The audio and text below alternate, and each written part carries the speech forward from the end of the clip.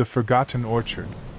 Deep in the rural heart of Vermont, nestled between withered hills and miles of dense fog, there lay a forgotten orchard. No maps marked its location, and no locals spoke of it, not unless you wanted them to leave the room. But for Clara Whitlock, a 32-year-old botanical researcher from Boston, the orchard was the perfect final piece to her long-abandoned doctoral thesis on colonial hybrid flora. She hadn't intended to stay in her childhood town long. A quick visit, a few interviews, some archival digging. But a rumor had surfaced, one only ever spoken by the drunk, the senile, or the dying. A grove of ancient apple trees far out in the woods that bore fruit every year, even through frost. Even through rot. Locals called it Deadroot Orchard. Clara ignored their warnings. Of course she did. What academic could resist? She found an old game trail near the base of North Hollow Ridge and followed it for hours. The forest around her grew unnaturally quiet. Birds fled her presence. The smell of mold and damp would thickened. And then she saw it. The orchard stretched far wider than she'd imagined, acres and acres of dead, gray trees, gnarled and bowed like frozen skeletons. Yet each bore fruit, fat, blood-red apples that pulsed faintly, like they had a heartbeat. The ground beneath them was black and cracked. She took samples, photographs, pressed leaves. One apple, just one, she tucked into her satchel. That night, the dreams began. Clara stood in the orchard again, only this time it moved. The trees bent and twisted. Their bark split open, revealing eyes, dozens of them, blinking and bleeding. The apples hung like tumors. And in the center of the grove stood a figure made entirely of roots and hair, and apple skins stitched into a robe. Its mouth opened sideways. "Grow," it whispered. She woke screaming, the taste of dirt in her mouth. Her feet were caked in mud. Her phone showed 4:44 a.m. She hadn't left the bed. Or so she thought. The apple she had taken was sitting on the windowsill. A single bite mark indented its side. She hadn't bitten it. The next few days blurred.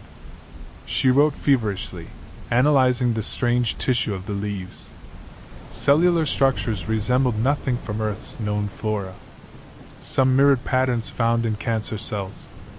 Others moved, twitched, under the microscope. Clara began seeing faces in the mirror. Not her own. Not fully. The townsfolk avoided her now. One night, she knocked on the door of an old local historian, Mrs. Eleanor Cranwick. The woman opened the door just wide enough to say, "If you've taken from the orchard, Miss Whitlock, it's already too late," then slammed it shut.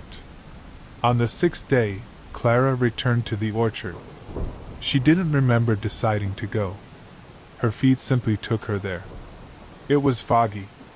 The trees were taller. The air buzzed. At the center of the grove, a clearing had appeared. And in it, a well. Old stone, wrapped in vines. Apples floated in its water.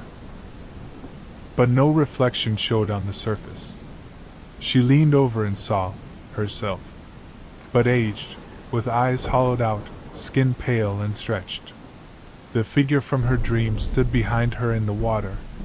She stumbled back. Something called to her from the trees. Voices.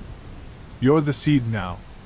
The apple from her satchel had split open by the time she got home.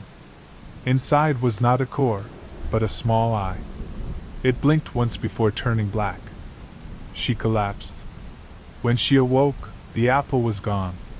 Instead, her veins itched. She scratched until she bled. Beneath the skin, something moved. Roots. Tiny, wriggling roots. Her skin grayed. Her eyes dulled. Hair fell out in clumps. And still, she dreamed of the orchard. Except now, she didn't walk it. She grew in it. Bound to a tree.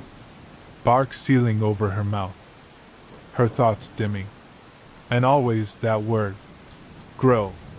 3 weeks later, hikers found her abandoned cabin. Inside were pages, thousands of them, filled with drawings of trees with screaming faces. A microscope left on, lenses cracked. The scent of rot thick. No sign of Clara. Only an apple on the desk. Still warm.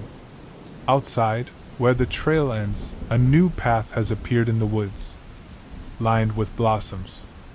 And if you follow it, the trees whisper, "We are many!" And sometimes, in the center of the orchard, a woman walks barefoot in the blackened soil. She doesn't blink. She only waits for the next seed.